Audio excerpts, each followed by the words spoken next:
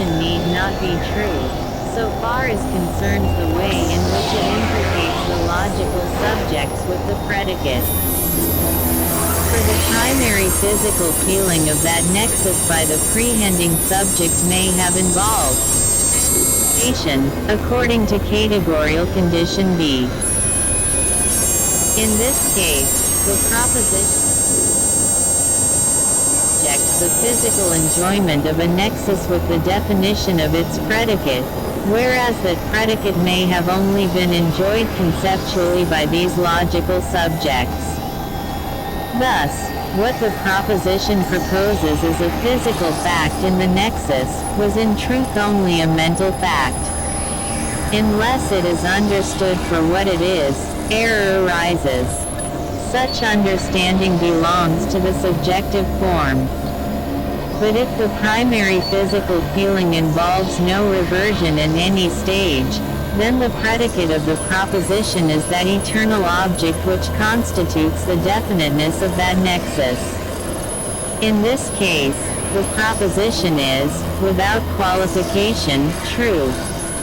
The authentic perceptive feeling will then be termed direct.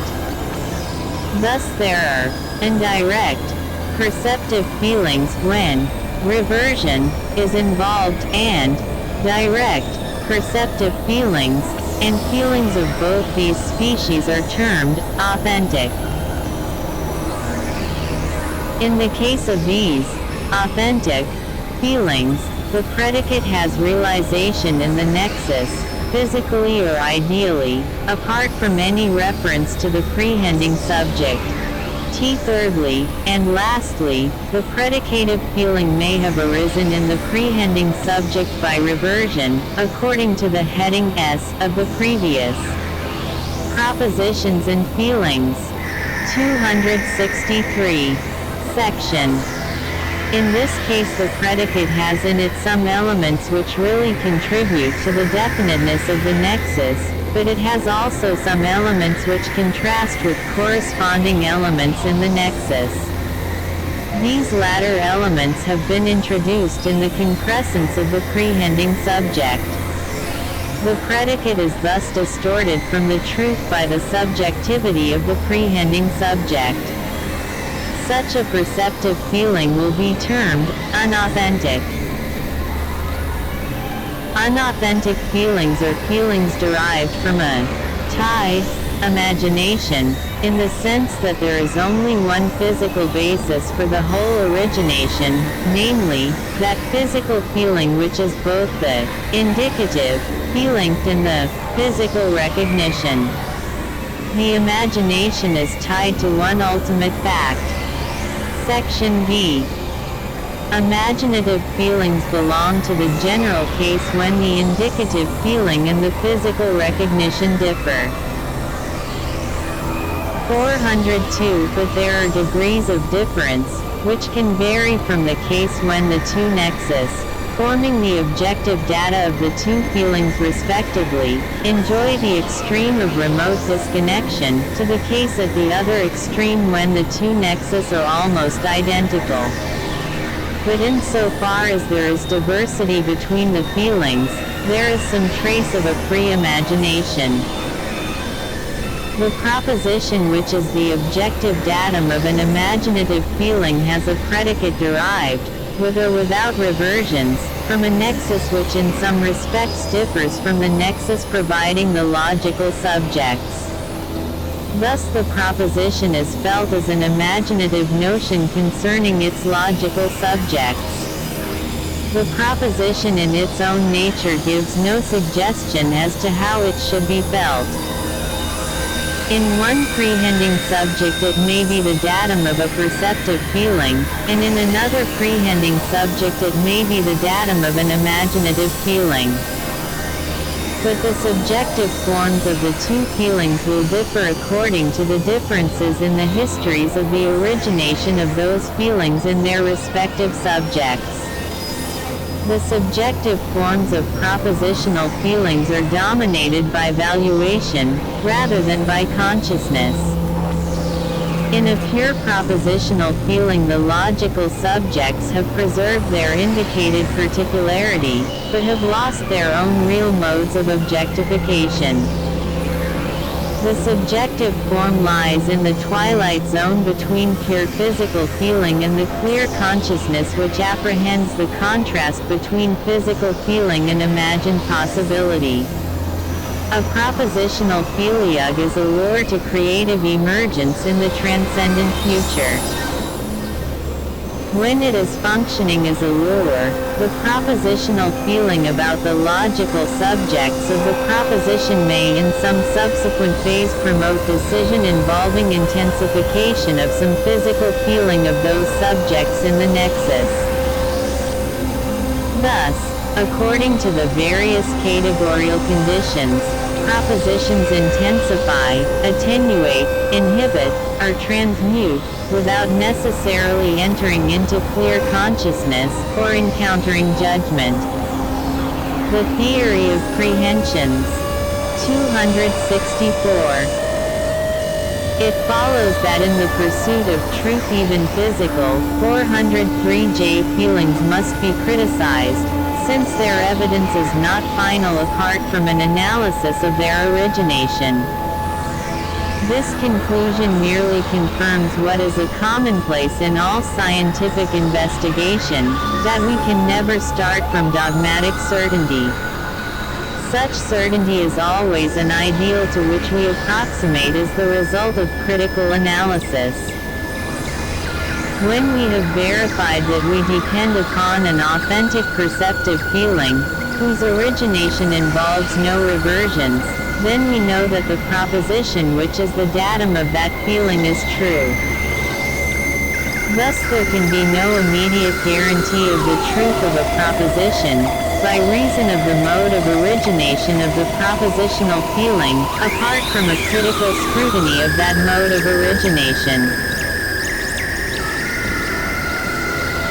The feeling has to be I perceptive, E authentic, and E direct, where a definite meaning has, in the preceding section, been assigned to each of these conditions. There is, however, always this limitation to the security of direct knowledge, based on direct physical feeling, namely, that the creative emergence can import into the physical feelings of the actual world pseudo-determinants which arise from the concepts entertained in that actual world, and not from the physical feelings in that world. This possibility of error is peculiarly evident in the case of that special class of physical feelings which belong to the mode of presentational immediacy. The proposition which is the datum of an imaginative feeling may be true. The two questions of the origination of consciousness in the subjective forms of feelings, and of the intuitive judgment of a proposition, apart from the mode of origination of the feeling of it, must now be considered. Section B. Language, as usual, is always ambiguous as to the exact proposition which it indicates. Spoken language is merely a series of squeaks.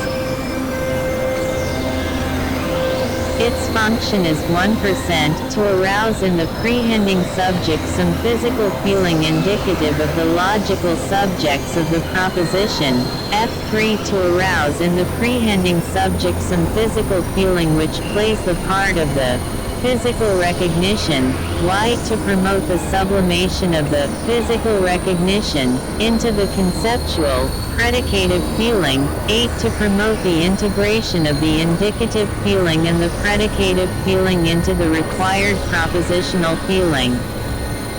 But in this complex function there is always a tacit reference to 404, the environment of the occasion of utterance.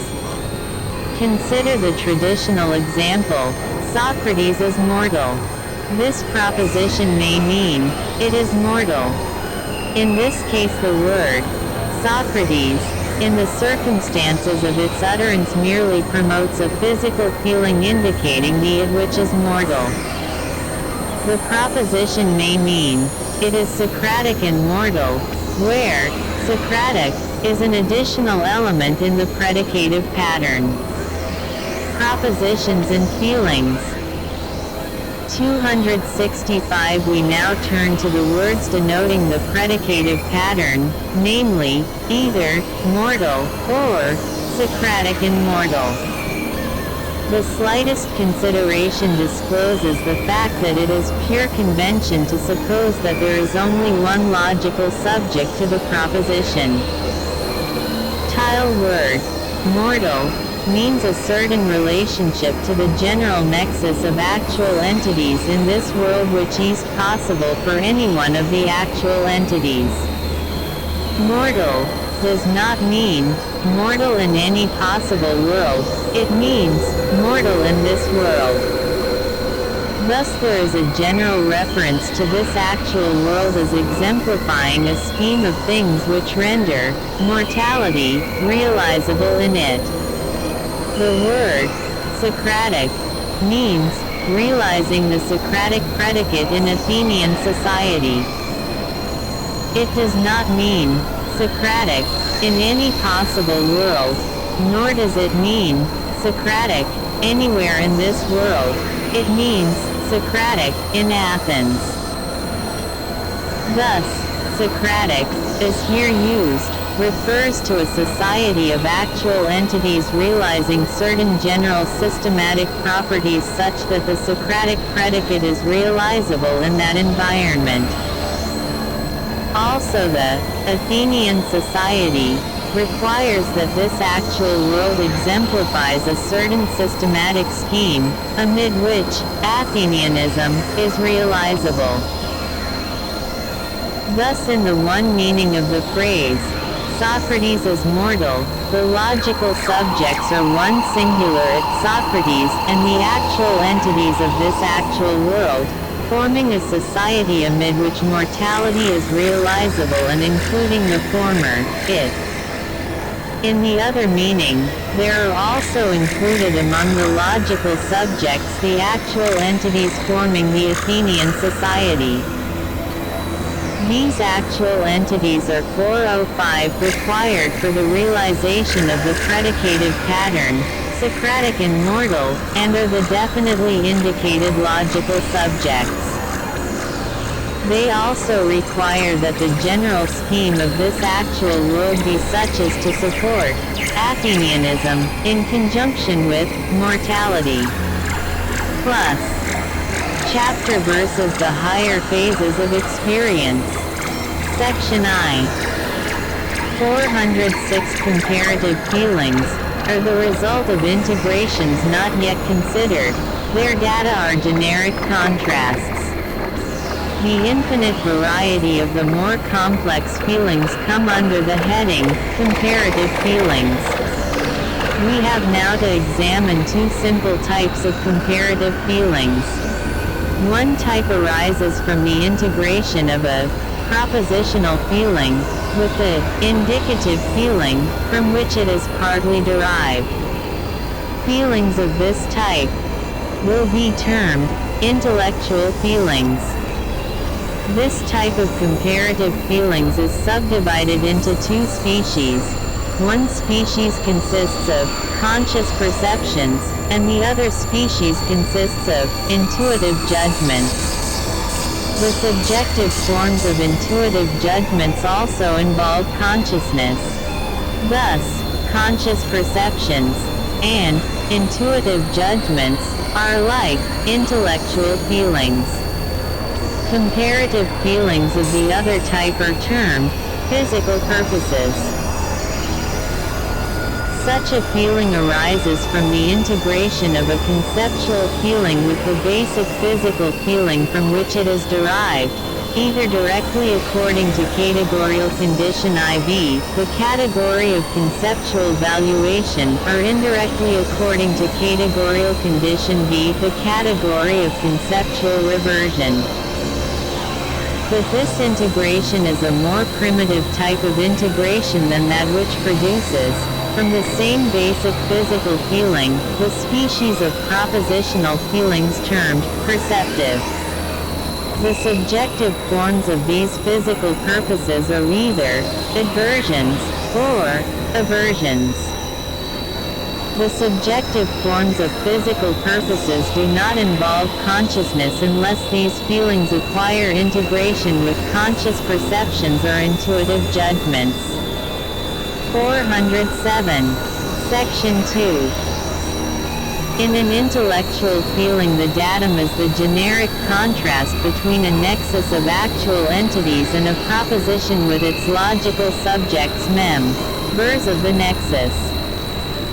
In every generic contrast, its unity arises from the two-way functioning of certain entities which are components in each of the contrasted factors. This unity expresses the confirmation to the second categorial condition, the category of objective identity. The common subject entertaining the two feelings effects an integration whereby each of these actual entities obtains its one role of a two-way functioning in the one generic contrast. As an element in the subject, no objectified actual. 266. The higher phases of experience. 267. Entity can play two disconnected parts. There can only be one analyzable part. Thus, what in origination is describable as a pair of distinct ways of functioning of each actual entity in the two factors of the generic contrast respectively is realized in the subject as one role with a two-way aspect.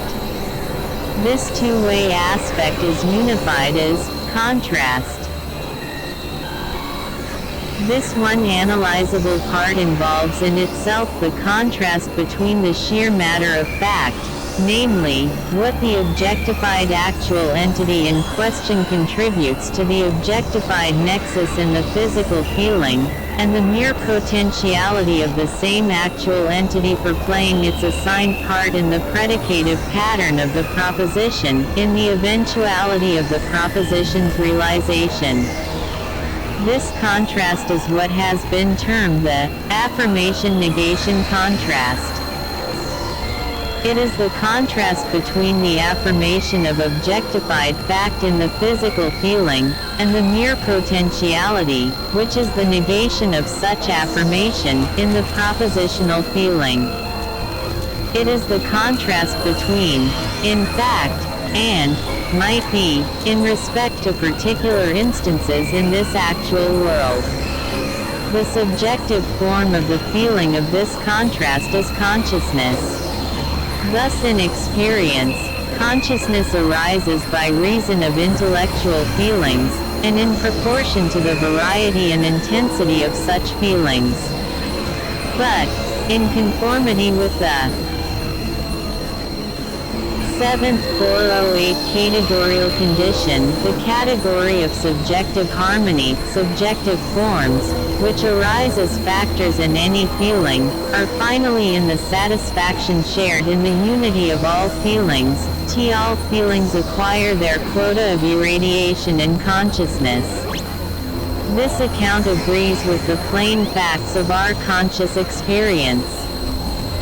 Consciousness flickers, and even at its brightest, there is a small focal region of clear illumination, and a large penumbral region of experience which tells of intense experience in dim apprehension. The simplicity of clear consciousness is no measure of the complexity of complete experience. Also, this character of our experience suggests that consciousness is the crown of experience, only occasionally attained, not its necessary base. Section 3. A feeling is termed a belief, or is said to include an element of belief, when its datum is a proposition, and its subjective form includes, as the defining element in its emotional pattern, a certain form, or eternal object, associated with some gradation of intensity. This eternal object is belief character. When this character enters into the emotional pattern, then, according to the intensity involved, the feeling, whatever else it be, is to some degree a belief. This variation in the intensity of belief character is insisted on by Locke in his essay. He writes IV 15. 3. The entertainment the mind gives this sort of propositions is called belief, assent, or opinion, which is the admitting or receiving any proposition for true, upon arguments or proofs that are found to persuade us to receive it as true, without certain knowledge that it is so.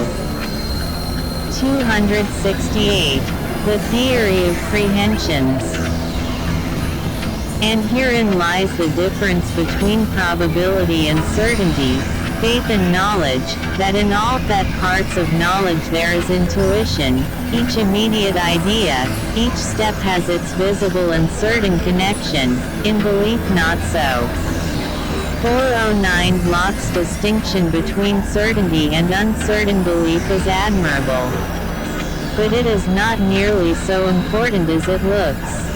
For it is not the immediate intuition that we are usually concerned with. We only have its recollection recorded in words. Whether the verbal record of a recollection recalls to our minds a true proposition must always be a matter of great uncertainty. Accordingly, our attitude towards an immediate intuition must be that of the gladiators, morituritate salutamus, as we pass into the limbo where we rely upon the uncertain record. It must be understood that we are not speaking of the objective probability of a proposition, expressing its relation to certain other propositions. Comparative firmness of belief is a psychological fact which may, or may not, be justified by the objective evidence. This belief character takes various forms from its fusion with consciousness derived from the various types of intellectual feelings. Section IV. Conscious perception is the feeling of what is relevant to immediate fact in contrast with its potential irrelevance.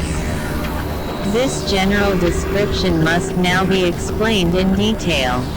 Conscious perceptions are of such importance that it is worthwhile to rehearse the whole sequence of their origination. It will be seen that alternative modes of origination are involved, and that some of these modes produce erroneous perceptions.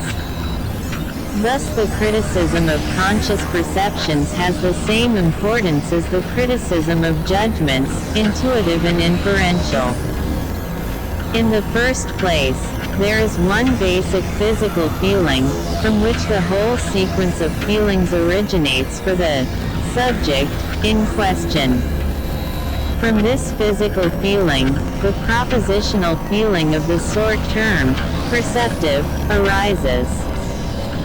The conscious perception is the comparative feeling arising from the integration of the perceptive feeling with this original physical feeling. 410. In the account of the origination of the perceptive feeling part 3, ch. IV. Sect.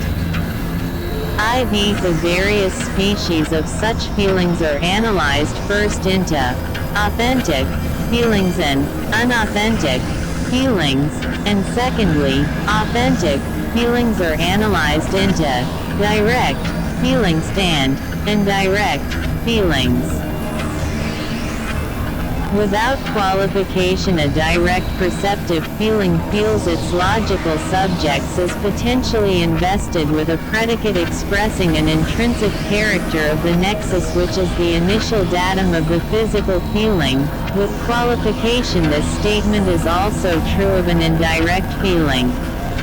The qualification is that the secondary conceptual feelings, entertained in the nexus, the higher phases of experience. 269. By reason of reversion cf. categorial condition B, have been transmuted so as to be felt in the subject, the final subject of the conscious perception, as if they had been physical facts in the nexus. Of course, such transmutation of physical feeling only arises when no incompatibilities are involved. Thus, in general, a transmuted physical feeling only arises as the outcome of a complex process of incompatibilities and inhibitions. Apart from exceptional circumstances only to be found in few high-grade organisms, transmutation only accounts for physical feelings of negligible intensity. It is, however, important to note that even authentic physical feelings can distort the character of the nexus felt by transmuting felt concept into felt physical fact. In this way, authentic perceptive feelings can introduce error into thought, and transmuted physical feelings can introduce novelty into the physical world. Such novelty may be either fortunate or disastrous. But the point is that novelty in the physical world, and error in authentic perceptive feeling, arise by conceptual functioning, according to the category of reversion. Putting aside the case when these transmuted perceptive feelings have importance, consider the prehending subject with its direct perceptive feeling. The subject has its concrescent phase involving two factors, the orig 411 inal physical feeling, and the derived perceptive feeling. In the earlier factor, the nexus, physically felt, is objectified through its own proper physical bonds. There are no incompatibilities between fact and reverted concept to produce attenuation. The objective datum is therefore felt with its own proper intensities, transmitted to the subjective form of the physical feeling. The other factor in the integration is the perceptive feeling. The datum of this feeling is the proposition with the actual entities of the nexus as its logical subjects, and with its predicate also derived from the nexus. The whole origination of this perceptive feeling has its sole basis in the physical feeling, which plays the part both of indicative feeling and of physical recognition, cf. Part 3. IV, Sect. 3. The integration of the two factors into the conscious perception thus confronts the nexus as fact, with the potentiality derived from itself, limited to itself, and exemplified in itself. This confrontation is the generic contrast which is the objective datum of the integral feeling.